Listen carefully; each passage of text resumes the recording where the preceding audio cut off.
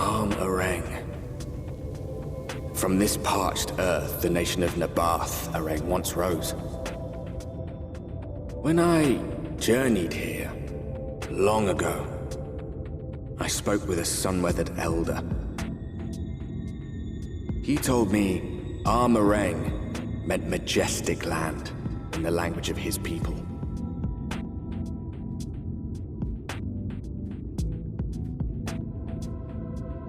And so it might still be, were it not for the light's unrelenting onslaught.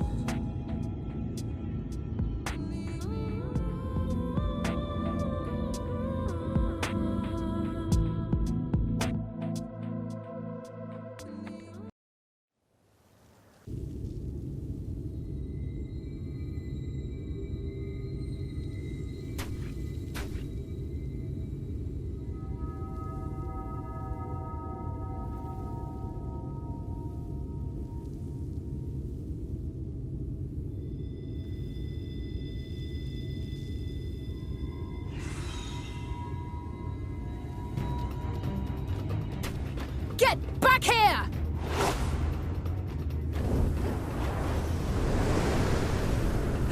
Is that... It can't be.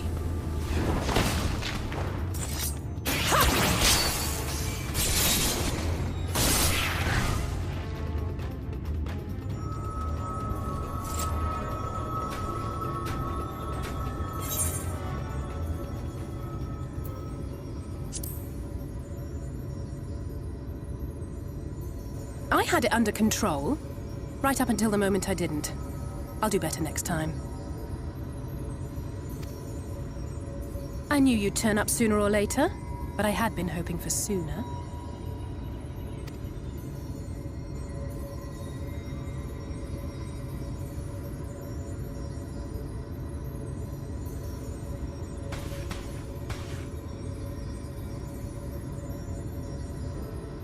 How are you?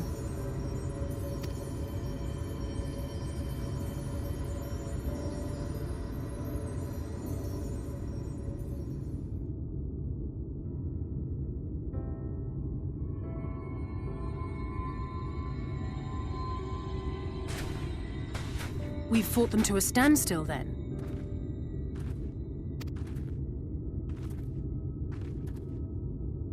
The Exarch did say that the Empire seemed to have drawn back when he last looked in on the source. But without knowing for sure how fast time was passing there, I couldn't help worrying that a lot might have happened since then.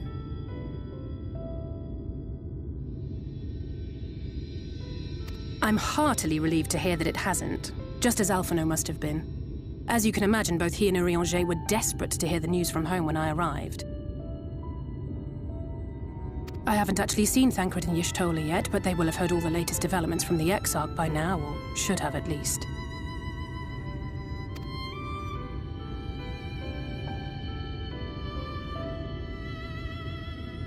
When I think of how frantic Tataru and the others must be, I want nothing more than to rush back and reassure them. But we still haven't found a way to reverse the summoning.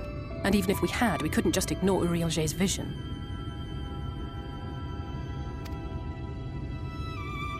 He may use 10 words where 1 would suffice, and they may often obscure as much as they reveal. But on this matter, he was as clear as day. I do not doubt for one moment that he saw what he claims. Nor how difficult it must have been to speak about them. The 8th Umbral Calamity and your death aren't exactly topics for idle conversation.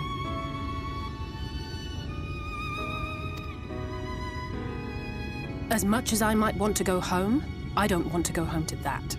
We can't allow the rejoining to happen, which means we have to save the first from the Sineaters.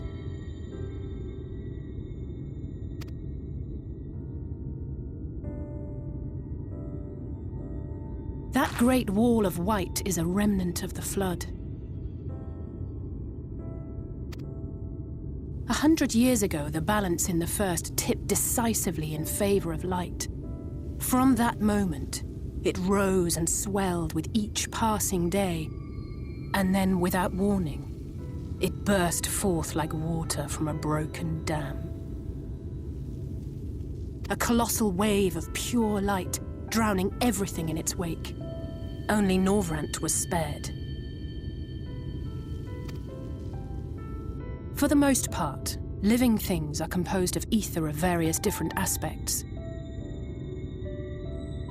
But when exposed to such a flood, their etheric harmony is shattered, and their natural form breaks down.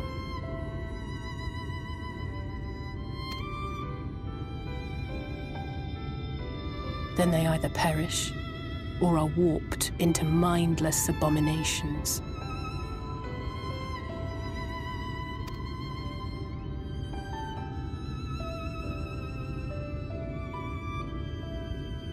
Yes, that's how the Sineaters came to be. They were once living creatures, or people, that were caught in the path of the flood. Once the change is wrought, there is no going back. In that instant, they are gripped by an insatiable appetite for ether, and will happily gorge themselves on any living thing within reach. But even that is not the worst of it. The stronger Sineaters can plant light in us, like seeds in soil, corrupting our ether and triggering the birth of new monstrosities. They are creatures of base instinct that exist only to feed and to multiply. They feel no pity, know no remorse, and are utterly deaf to reason, which is why they must be destroyed. Every last one of them.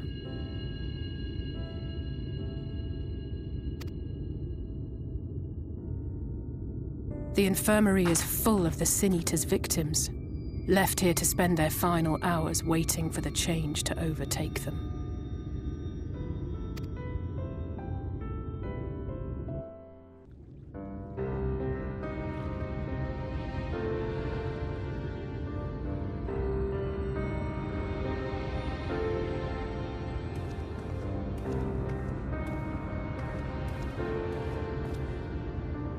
Look. Over there, where the wall is broken. Do you see what lies beyond?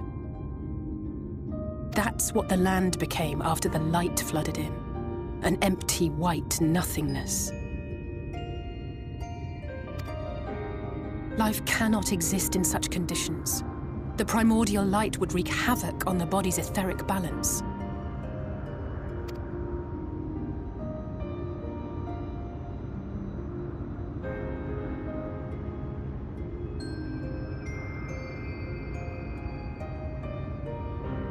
That nectarine you bought. It's Halric's favorite fruit.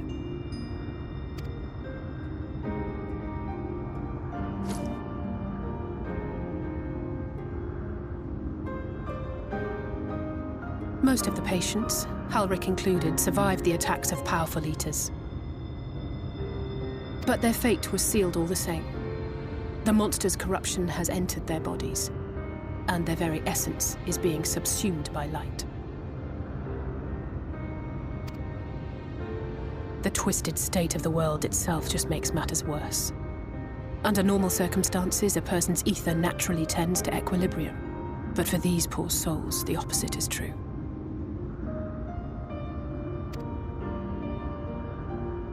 Sooner or later, every single one of them will turn.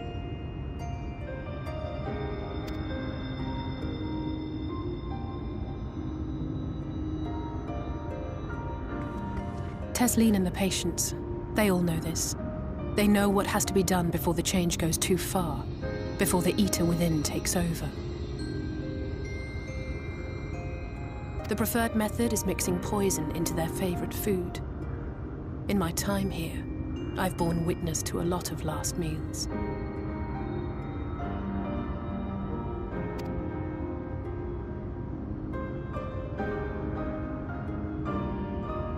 I feel just as helpless as before. No matter how hard I fight, it's never enough.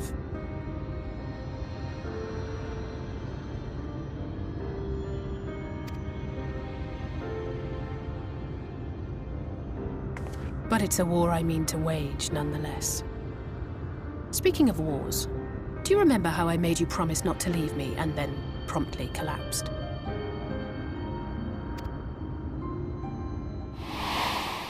Well, let's just say I had a few choice words for the Exarch concerning the timing of his summons.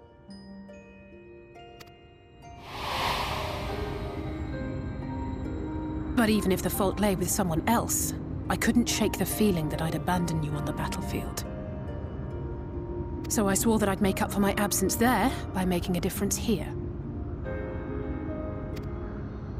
And that's what keeps me moving forward, even when things seem hopeless.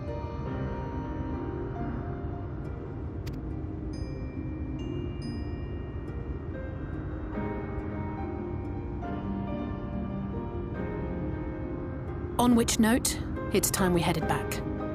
The longer we keep Tesleen waiting, the harder this will be for her.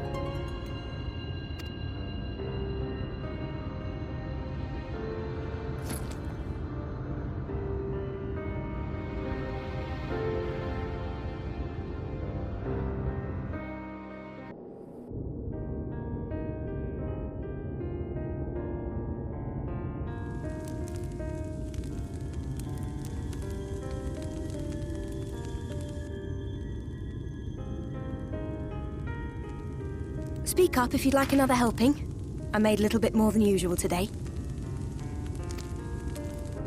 And you've added something special to the broth, if I'm not mistaken. Aye, well, it's not often we have visitors from the Crystarium, so I may have thrown in a few extra bits and bobs.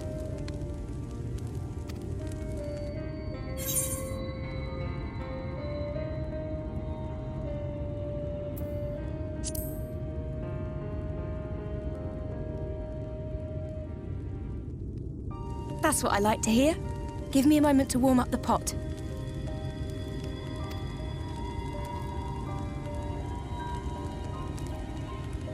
In a place like this, you learn to take what moments of happiness you can get.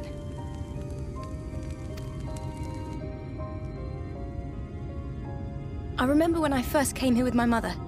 She was showing the early signs.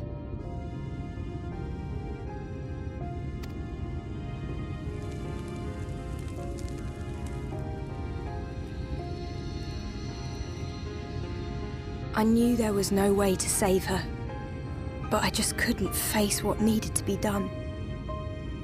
That's the way of it for most people. Why they travel from arms to stay here.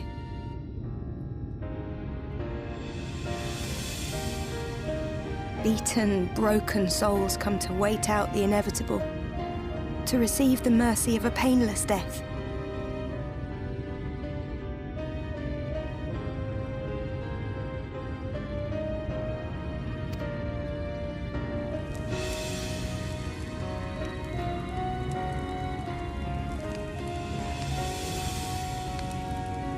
When my mother finally left this world, I was mad with grief, but also thankful that her passing was a peaceful one.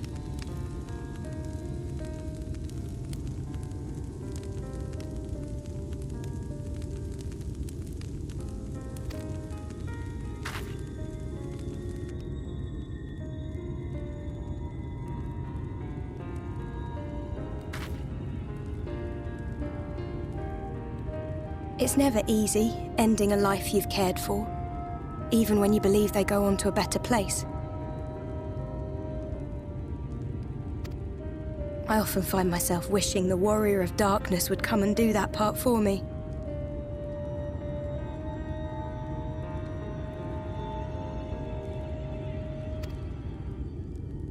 The Warrior of Darkness?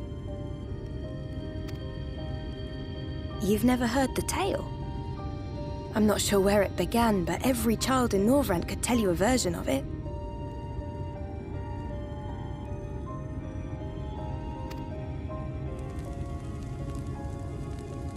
Warrior of Darkness, servant of death, take care of our souls at our dying breath. Let sinners and eaters of sin go with thee, that all may return to the sunless sea.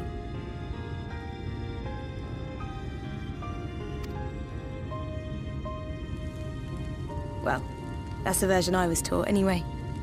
It's just an old bedtime story. He's certainly never deigned to visit us here.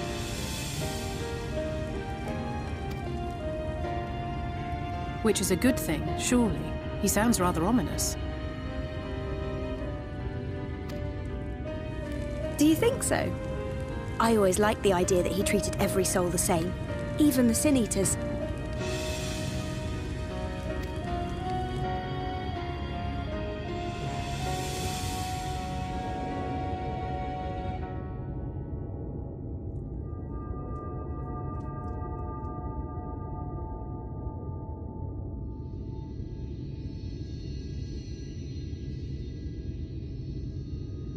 They're coming.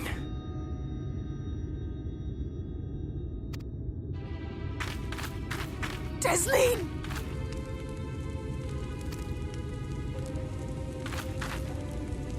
Have you seen Halric? I swear, I only took my eyes off him for a moment.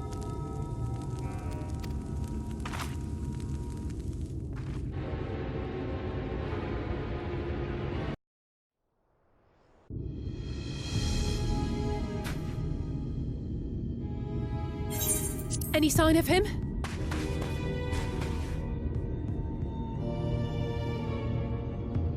No luck then. But he surely can't have gone far. We should keep looking. The Sineaters are out in force, and if we don't find him soon, you can be sure they will.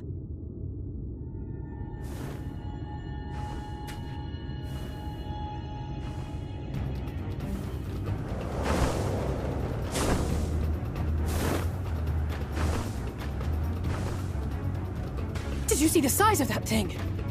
It must be one of the nasty ones. Wherever it's going, it can only mean trouble. After it!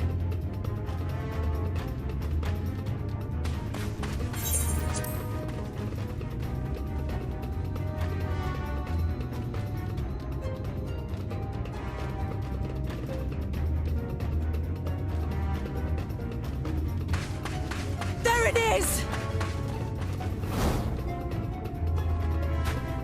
Is that... Oh no!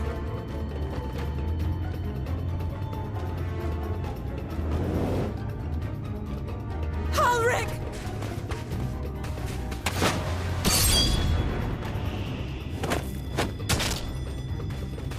We have to run!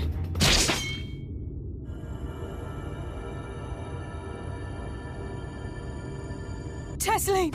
No!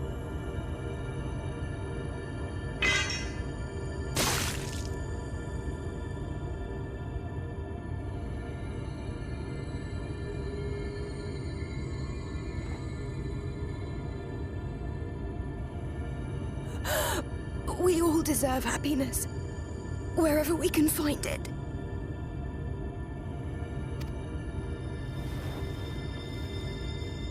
The time left to you is precious. No one should die in pain. Mother, I...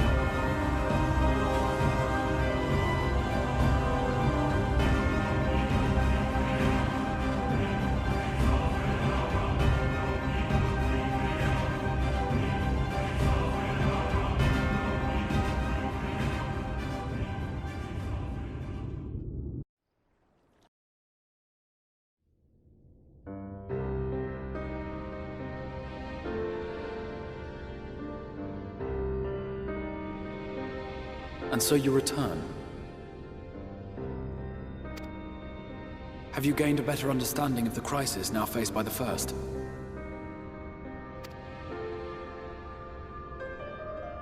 Better is not the word I would use. Some lands may have been spared the flood, but the survivors live only to suffer.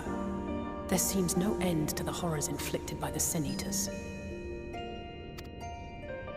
Indeed. Those abominations are a calamity in their own right. And I can well imagine how hopeless the task of eradicating them must seem to you. But after countless battles and untold sacrifice, we have identified a potential weakness. Sineaters are drawn to serve the strongest of their kind, a class of creature we call Light Wardens. And from what we have been able to ascertain, only a handful of these entities exist.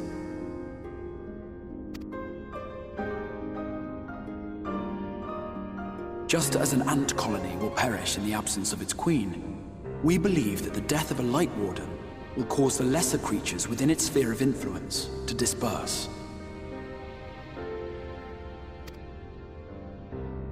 I have a feeling Yulmul might have something to say about any concerted action we take against these monsters. Vorthra's command over the Sineaters is integral to Yulmoran society. In seeming to guarantee his people's safety, it guarantees their obedience. He will not take kindly to us depriving him of such useful allies. Agreed. Thus we will need to occupy or otherwise divert his forces whilst we proceed with the business of eliminating the Wardens.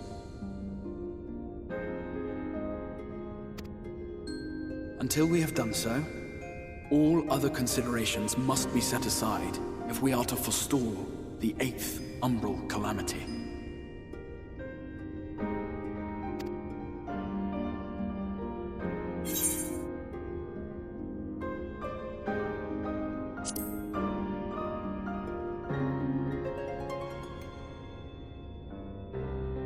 Your uncertainty is understandable, given the circumstances. Perhaps a more detailed explanation is in order. To begin at the beginning, then.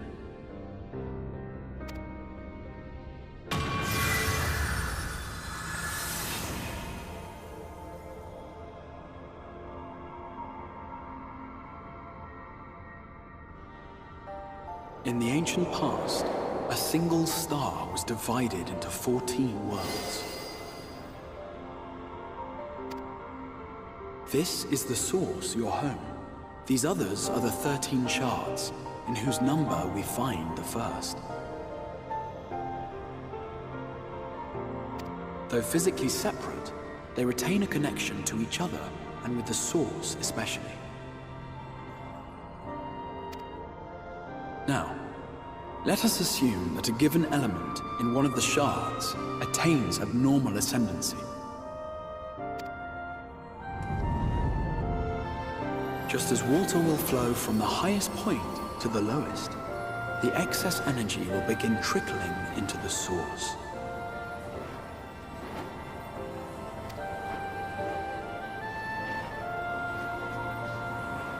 And such an influx of ether will of course exert a palpable influence.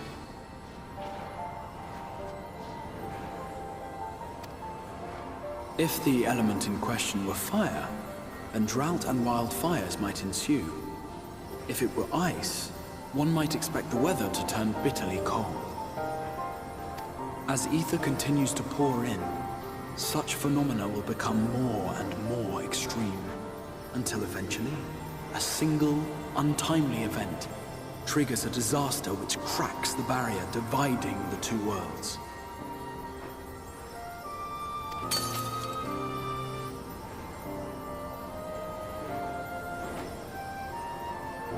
What was once a trickle now becomes a deluge, sweeping the shard along to be rejoined with the source. At the same time, the element which held sway in the shard is unleashed in full, its energies amplifying the original disaster to truly catastrophic proportions. An earthquake thus magnified might strike with enough force to shatter continents. A tidal wave might swell to a size capable of drowning entire nations. These devastating events are what we refer to as umbral calamities. Seven times has a calamity befallen the Source. 7 times has a shard been absorbed.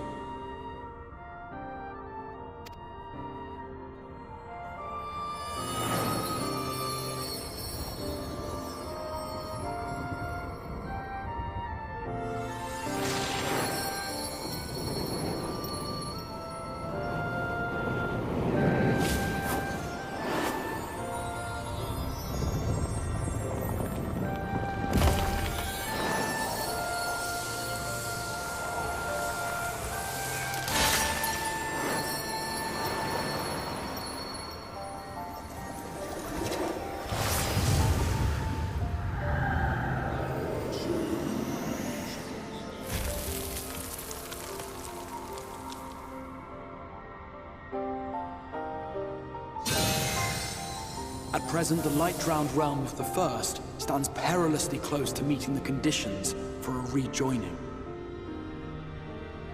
It is the Sineaters who are to blame for the Light's continued dominance.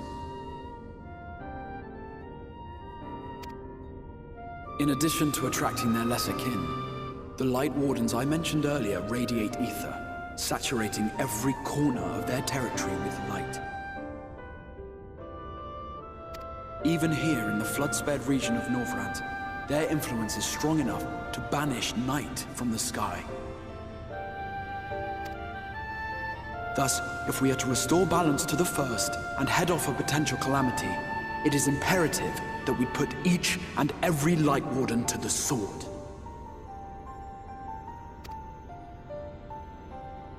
We've been doing our best to take the fight to the enemy ever since we first heard the Exarch's explanation.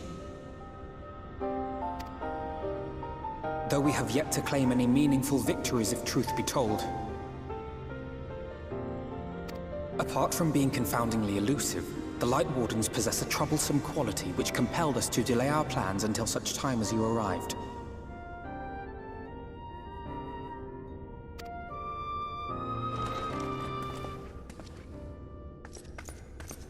Forgive the interruption, my lord, but Hallminster Switch is requesting reinforcements. They say the Sineaters are attacking in force, and the village could soon be overrun.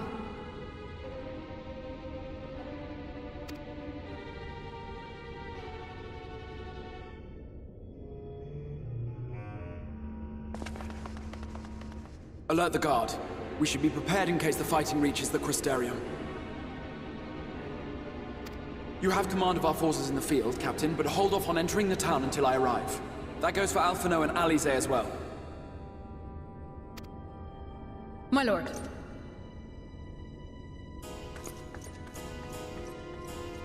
Pray, lend us your strength. Such a fight will provide you with far greater insight than any explanation I could offer.